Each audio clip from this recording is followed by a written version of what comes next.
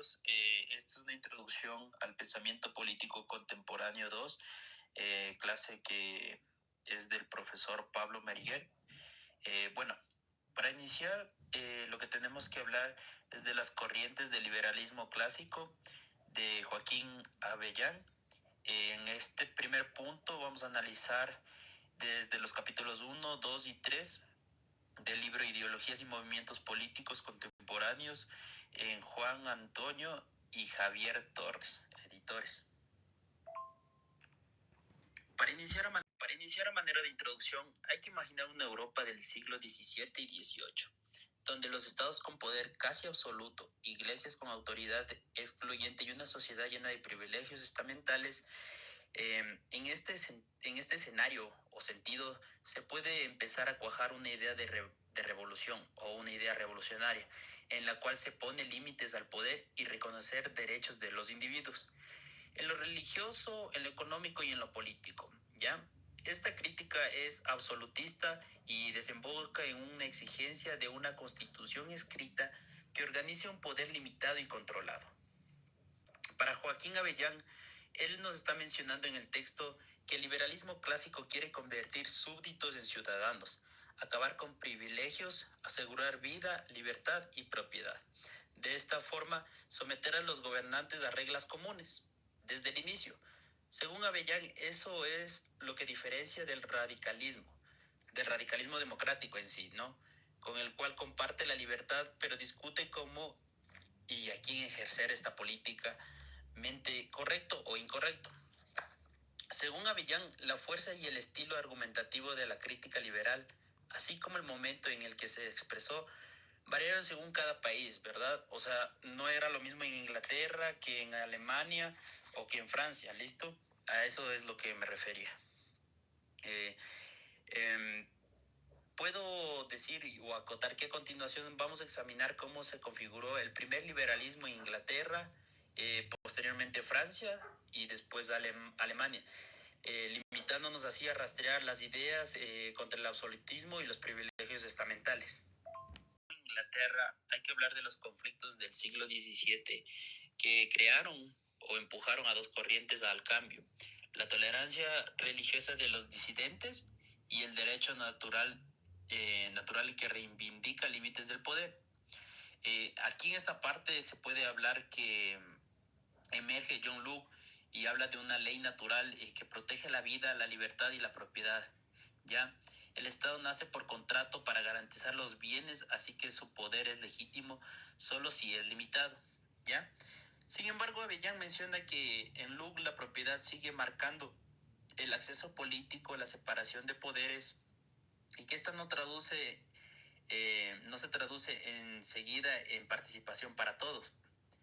Luego llegan los filósofos escoceses como Hume y Adam Smith a la cabeza a cambiar el fundamento de que Locke, desde la filosofía moral y política, obedecemos al gobierno no por un contrato mítico, sino por utilidad pública, y la sociedad existe porque nos conviene y se sostiene en un sistema de leyes e instituciones que equilibren el poder, ¿ya?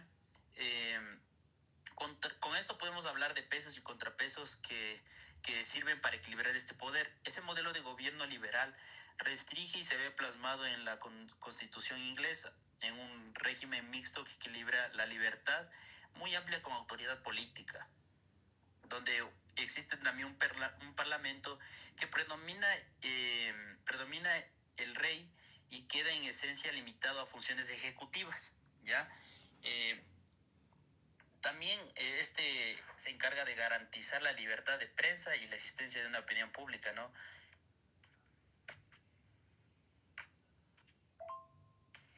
Bueno, en consistencia de esto, o para añadir significativamente y concretamente, la única salida de un régimen representativo basado en un sufragio amplio es capaz de frenar la hegemonía de la aristocracia y de expresar el interés común.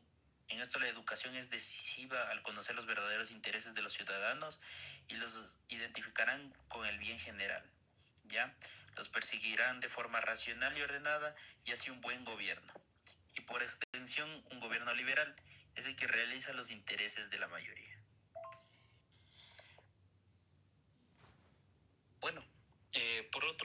vamos a la parte de Francia, en donde Francia del... Bueno, por otro lado vamos a la parte de Francia, en donde Francia del siglo XVII, la resistencia al absolutismo de Luis XIV fue articulada por una parte de la nobleza, muy importante en ese entonces, los frondistas, que temían una deriva violenta como la inglesa y exigía al monarca cumplir el pacto de soberanía originario. Esa línea se reflejaba en Claude Joly, para quien la potestad real no es absoluta, proviene del pueblo. Es más, decía que estaba atada a las leyes y obligaba al rey a gobernar con justicia y con el consejo de las asambleas.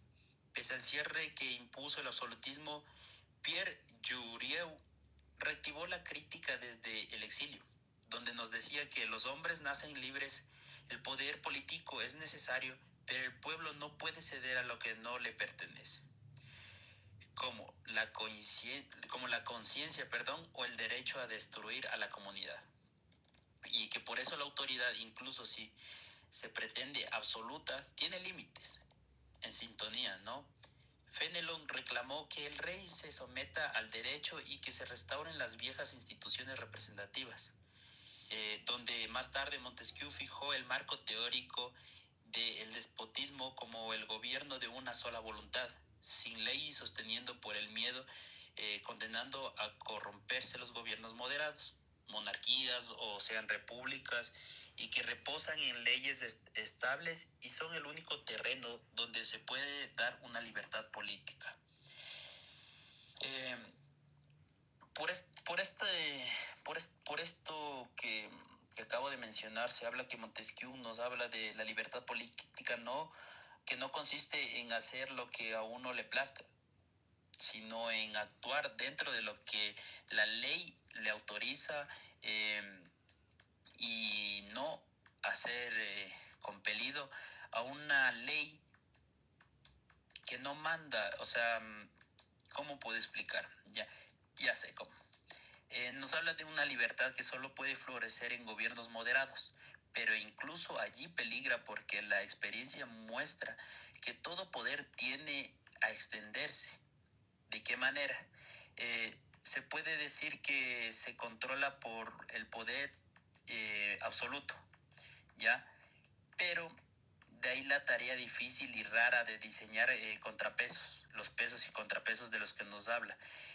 Combinar y ajustar los poderes para que se contengan mutuamente. Su conocida propuesta distingue tres poderes exactamente, que hasta el día de hoy lo vemos en la actualidad, que es el legislativo, el ejecutivo y el judicial, que nos exigen separar a sus titulares para asegurar una libertad, ¿ya? Ahora bien, esto no se trata solo de una división técnica para garantizar que esto va a requerir un equilibrio estamental, ¿no? Es decir, que va a repartir esos poderes entre monarca, nobleza y representantes de esta burguesía francesa. Para ser precisos, igualmente hay que hablar que la nobleza funciona como un cuerpo intermedio, moderador en ese entonces. Sin ella ni monarquía ni freno, y la ausencia de estos cuerpos anunciaría despotismo. Por lo que en estas partes nos habla Montesquieu, que ve útil a la nobleza en ese entonces de la Francia del siglo XVII, y que admite el acceso a otros grupos, incluso vía de riqueza, cuando ello favorece la estabilidad de un régimen libre. Pero hay que señalar que hay una diferencia entre la Francia del siglo XVII y la del siglo XVIII, que los fisiócratas, impulsaron un programa de libertad económica contra gremios y barreras aduaneras, anclando a un orden natural que el gobierno debía respetar para fomentar la riqueza, y de ahí su ideal de despota legal, ¿ya? Que un monarca, aun siendo absoluto, puede gobernar conforme a esas leyes naturales. Pero para aclarar y finiquitar, se podría decir que al lado de Constant, los doctrinarios, un círculo más intelectual que partidario, buscaban dotar de doctrina al régimen de restauración de Roger Collard. Niega que pueda representar la voluntad de los individuos. Lo que se representa son intereses monárquicos, aristocráticos y democráticos. Y la libertad de prensa es la pieza que articula esa pluralidad social. Como nos lo dice Wissot, completa el giro ni la soberanía popular del contrato social ni la soberanía monárquica histórica son aceptables. Y nos dice que también la única soberanía legítima es la de la razón y la justicia que el régimen representativo encarna, al entrelazar poder y sociedad. De ahí su llamado a las clases medias y convertirse en el verdadero sujeto político, nos hablan. Nos dice que su liberalismo, no obstante, es abiertamente antidemocrático, identifica eh, la democracia identifica la democracia con igualitarismo nivelador. Se habla de una lucha de clases y al final despotismo revolucionario que destruye la libertad que dice defender. En Alemania, las primeras objeciones al absolutismo ilustrado apuntaron a su contradicción de base, proclamación, ideas modernas, contrato de felicidad pública, tolerancia de conciencias, pero mantenían poder absoluto y en un pueblo pasivo unos Moser y Moser. Denunciaron que esa ilustración estatal era una reforma impuesta desde arriba que despojaba a los estamentos de sus derechos. Otros, como los Schlosser, criticaron a lo contrario, que la ilustración se había usado como instrumento del poder sin brindar libertades ni controles, y que aquellas críticas pedían reformas al absolutismo, pero sin superarlo. Al quiebre llega con Humboldt y Kant, donde para Humboldt el Estado debe definirse desde el individuo, el fin humano, el despliegue armónico de sus facultades, lo que exige libertad y diversidad de experiencias, no uniformidad. Por eso nos habla que el Estado ha de limitarse y garantizar la seguridad entendida como una certeza de la libertad y abastecerse de dirigir una educación, religión y moral más allá de lo indispensable. Mientras que para Kant reordena la teoría política y el objetivo del Estado no es hacer felices a los ciudadanos, sino ajustarse al derecho, la libertad. Es tomada como el dato primero para compatibilizar las libertades de derecho que restringen el arbitrio, ¿no?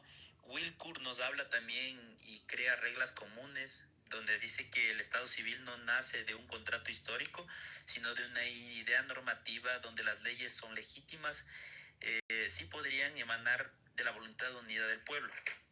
De ahí los estados de derecho republicano, libertades, igualdades, independencia civil, representación política y límites estrictos al poder público. Para cerrar, porque tenemos un tiempo límite, ¿no? Hay que hablar que Avellán recuerda que este primer liberalismo levanta desde las teorías diversas un mismo programa, ¿no? Limitar el poder absoluto y desmontar los privilegios de la casta para colocar al individuo y sus derechos en el centro, ¿ya?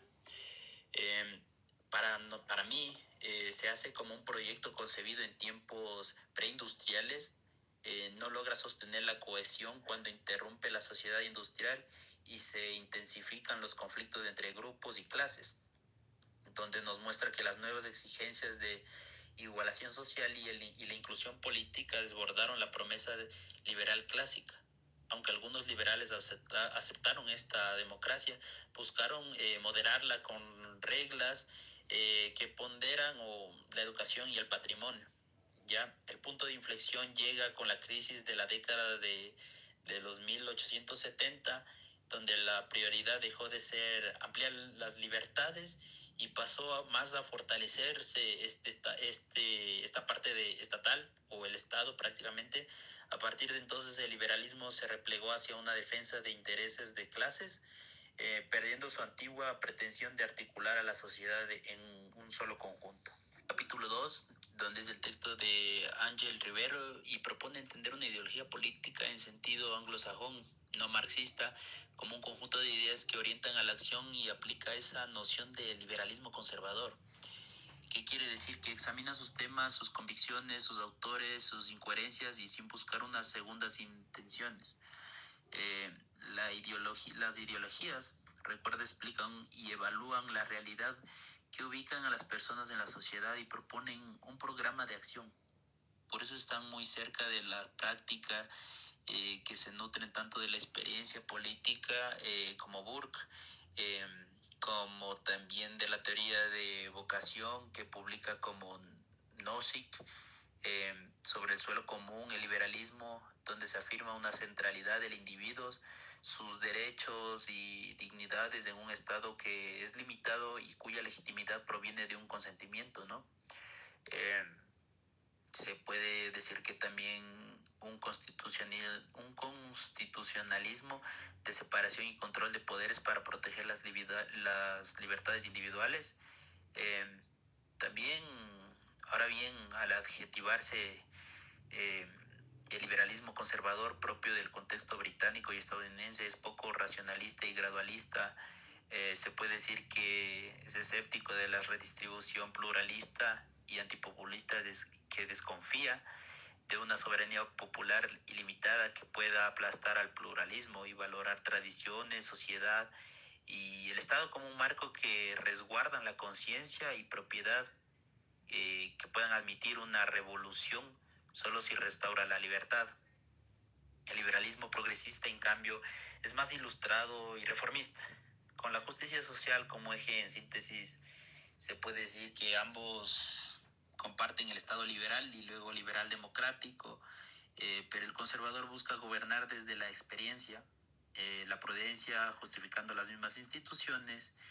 Eh, pero bueno, en el punto 1 de vista el liberalismo conservador, se puede decir que es liberal conservador, parte de las ideologías de las constelaciones flexibles de ideas útiles para la acción, pero asume una paradoja que desconfía del racionalismo programático de la política guiada por manuales, la política del libro, el término del Oakeshott, y prefiere el oficio de gobernar aprendido en la experiencia.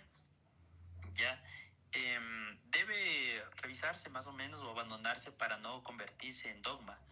En suma, el liberalismo conservador confía en la prudencia práctica, en instituciones probadas y el límite de voluntarismo ideológico como la vía que resguardan el pluralismo y las libertades, ¿no? La naturaleza humana en el texto de Rivero contrasta la base antropológica del liberalismo clásico, donde un individuo anterior al Estado con dignidad y derechos que la sociedad debe proteger bajo un contrato que legitima y que hace falta autoriza la rebelión con la mirada del liberalismo conservador, que desconfía de esa metafísica individualista, aunque las corrientes liberales usen esa idea del individuo para justificar más o menos del Estado. Ahora también hay la naturaleza de la sociedad, donde el liberalismo conservador concibe al individuo como inseparable de su entorno, ¿no? Donde es la sociedad el resultado de un largo ajuste histórico, la que sostiene la experiencia y su continuidad, preservando prácticas comunes mediante instituciones como Estado, las confesiones religiosas, la familia, las costumbres, las tradiciones, frente al liberalismo doctrinario que niega la sociedad, ¿no? Esta corriente insiste en que la gente demanda certezas y que la protección empieza en la sociedad civil y que sin esta no basta, ¿no? Asume el Estado para restaurar seguridad, interpretar muchos males públicos como efecto del desgaste de las instituciones, obligaciones mutuas. Por eso coloca a la familia en el centro, donde es el modelo de integración altruista y reivindica junto con ella todas las instituciones que aportan a la estabilidad y el arraigo. Para esto es muy importante hablar del Estado, que para el liberalismo conservador el Estado es un instrumento al servicio de la sociedad y por extensión del individuo. Mantiene un orden que hace valer la ley y sostiene la autoridad política, pero no debe convertirse en un ingeniero de la felicidad colectiva. Su intervención es subsidiaria y orientada a preservar el frágil equilibrio social, por ejemplo, resguardando a la familia y, si es preciso, reforzando educación y sanidad. También de la economía y el cambio social. Nos habla de un liberalismo conservador que no ofrece una teoría económica cerrada, sino un estilo de mirar la economía donde el mercado puede ser defendido eh, por su utilidad social más que por la pura eficiencia o el interés individual. Dentro de esta constelación coexistente, posiciones enfrentadas, ¿no? Unas priorizan cuidar lo que es el entramado comunitario, aunque suponga frenar la laidez o FAIRE. Otras elevan la propiedad privada al principio casi inviolable, pero ambas dicen buscar la salud e integración de la sociedad. Entonces, aquí hay una contradicción que la vi mucho, ¿no? Tras la primera desconfianza hacia el industrialismo, muchos liberales conservadores han pasado a apoyar a los mercados, entendidos como órdenes espontáneos, sistemas que al modo de la tradición sedimental, un saber tácito colectivo, ajustan expectativas y coordinan conductas y refuerzan vínculos entre generaciones. Eh, Se puede decir que la teoría política del liberalismo conservador, la teoría mismo del liberalismo, no es un sistema cerrado, sino una constelación de autoridades que convergen y limitan el poder, de las cuales desconfía de la injerencia social y anclar la libertad de una institución heredadas. Burke inaugura el tono al oponer tradición y prudencia al entusiasmo revolucionario y al vínculo abstracto de los derechos naturales, situando al individuo dentro de las normas y costumbres. Para concluir, puedo decir que desde el punto de vista de Rivero, el liberalismo conservador típicamente británico y norteamericano no es un plan de sociedad ideal, sino una actitud de cuidar lo que funciona, reformar poco a poco y desconfiar de diseños racionalistas que proponen rehacerlo todo. ¿Listo? Ve a las sociedades como comunidades nacidas de procesos largos y contingentes.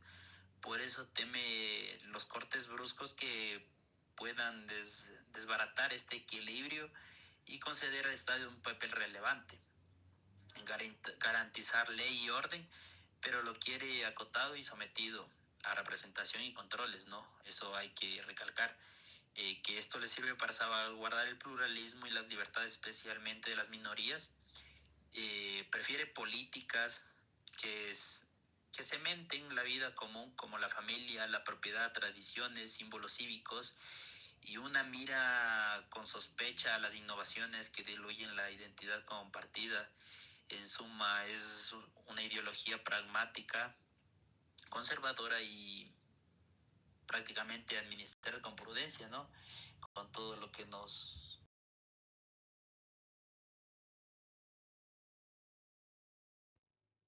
Y bueno, para concluir el capítulo 3, donde Rivero presenta al liberalismo progresista como una variante del liberalismo, que a diferencia de la conservadora confía en la razón y la capacidad de la teoría para guiar cambios profundos, orientados en la justicia social, donde su punto de partida es que el individuo no está dado ante, antes de la sociedad, sino que es una idea o un ideal que se construye cuando las instituciones generan las oportunidades para un desarrollo.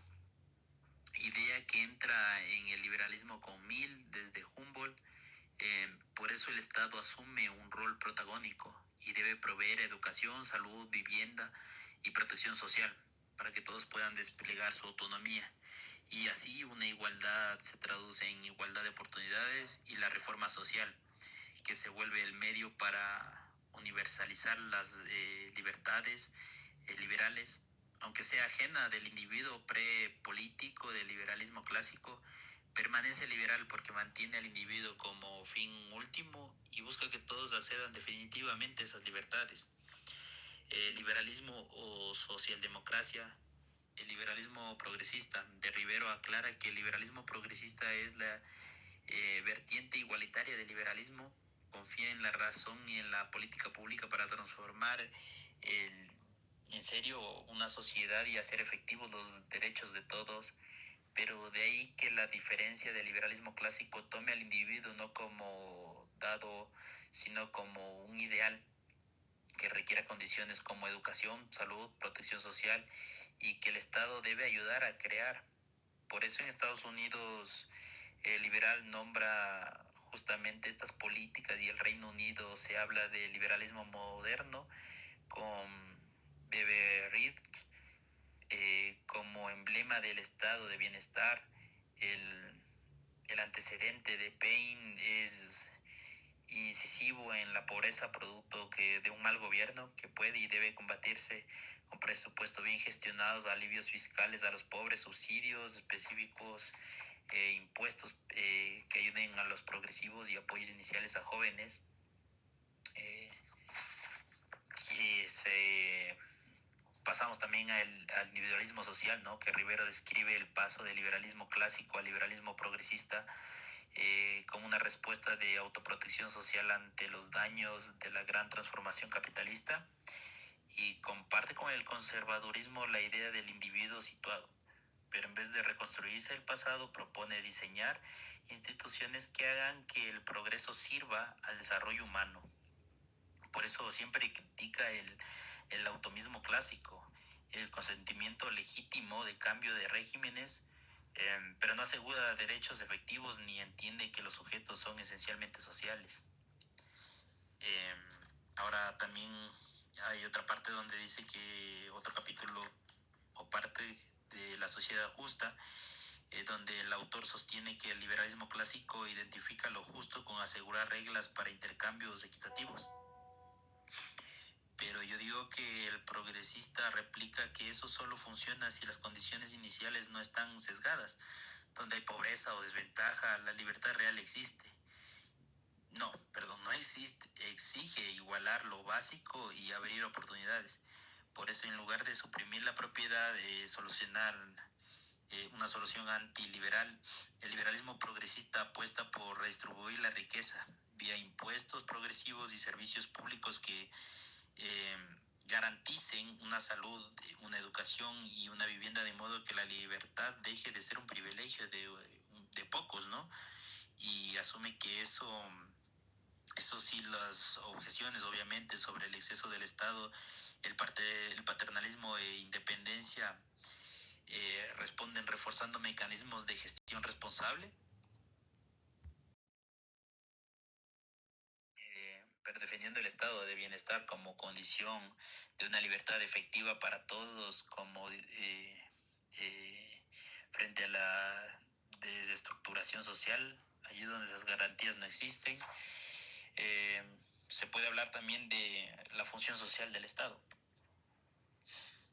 Para Rivero, para Rivero, eh, para Rivero esta función social del Estado es el liberalismo progresista amplio el papel de Estado o hasta convertirse en un Estado social, eh,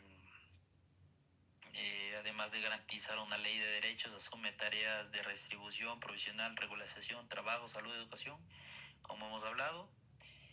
La economía y bienestar social, ¿no? Rivero explica que para el liberalismo progresista la economía deja de ser un ámbito ajeno al gobierno y el Estado social debe dirigir y regular cuando haga falta para asegurar bienestar y sobre todo contener el desempleo. Es cosas que hemos visto en la actualidad, que hoy en día no hay estos programas de, de se podría decir de bienestar social, porque se han dejado de pagar los seguros del IES, han dejado de pagar a instituciones públicas, a servidores públicos, lo que afecta a esto y genera un cambio social, ¿no? Comienza a haber desigualdad porque no todos podemos acceder a educación, a salud gratuita, son cosas muy complejas que hoy en día se siguen viendo y sigue habiendo una gran carencia en esto, ¿no? Podemos hablar que esta economía y bienestar social de Rivero, para el liberalismo progresista, la economía deja de ser un ámbito ajeno al gobierno, eh, como lo dije. Eh, ¿Qué puedo decir? Que la salida es inyectar gasto público, infraestructuras, servicios sociales, que vía multiplicador active la producción y el empleo, ¿no? Y aunque el ciclo keynesiano sufrió reveses en los años 70, su lógica resume a un programa progresista de usar una política económica para que el progreso no sea de unos pocos, sino el desarrollo compartido de toda la sociedad y no exista mucha desigualdad que hoy en día podemos ver en el Ecuador. También podemos hablar de este cambio social en la manera que Rivero plantea del liberalismo progresista, que es un reformismo dentro del marco liberal, que ya está constituido en un lugar de derrocar instituciones, ajustar sus fallas mediante políticas graduales, pacíficas y orientadas a la igualdad de oportunidades y de desarrollo personal al alcance de conjuntos de población, ¿no? Así partiendo de sociedades de un Estado liberal, eh, se puede decir que su funcionamiento garantizaría la justicia social y una estabilidad que reduciría los conflictos y es efectiva para todas las promesas del liberalismo clásico. Bueno, hay que hablar del arreglo de estas desigualdades para beneficiar a los menos favorecidos y asegurar una igualdad de oportunidades que legitima un Estado redistributivo dentro de un marco liberal. Tomados en conjunto, estos autores sostienen que el liberalismo no renuncia al individuo, sino hace lo posible al construir instituciones y políticas que convierten promesas clásicas de libertad en capacidades reales para la mayoría. Esto me da a mí manera de conclusión que el autor finiquita o cierra que el liberalismo progresista reinterpreta la tradición liberal, sigue poniendo al individuo en el centro y preserva el constitucionalismo, pero también afirma que ese individuo necesita del Estado para desplegarse plenamente. Por eso el Estado deja de ser neutral y asume un papel activo, donde redistribuye, provee bienes básicos, reforma instituciones, con el objetivo prácticamente de hacer efectiva la libertad para todos mediante una igualdad de oportunidades. Eh, se puede decir que esta visión conecta con el estado de bienestar que se consolidó en Occidente, eh, y que para muchos se considera el modo contemporáneo de ser libre, o liberal. Eh, pero sus detractores en cambio ven aquí una traición al liberalismo clásico y la teoría se habría vuelto racionalista y sentimental, y el gobierno más que garantiza reglas para que cada quien se valga por sí mismo, habría pasado a comportarse como benefactor permanente, según lo que podíamos leer, pero no es en sí eso el punto, sino más bien que el Estado debe ser permanente, debe reformar lo que son las instituciones para que pueda haber un libre ejercicio del ser humano y pueda haber igualdades de condiciones para poder desarrollarse en este medio y poder expandir su, su, su campo de conocimiento, su campo de oportunidades y cambiar las percepciones de la política, cambiar las percepciones económicas y también a manera no solo económica y social, también cultural, ya que todo cambia cuando un individuo se encuentra en un estado de bienestar que provee prácticamente necesidades básicas que ningún ser humano debe carecer. Eso para concluir este video. Les agradezco mucho. Mi nombre es William Segovia y espero que les sirva este video para cualquier posteridad.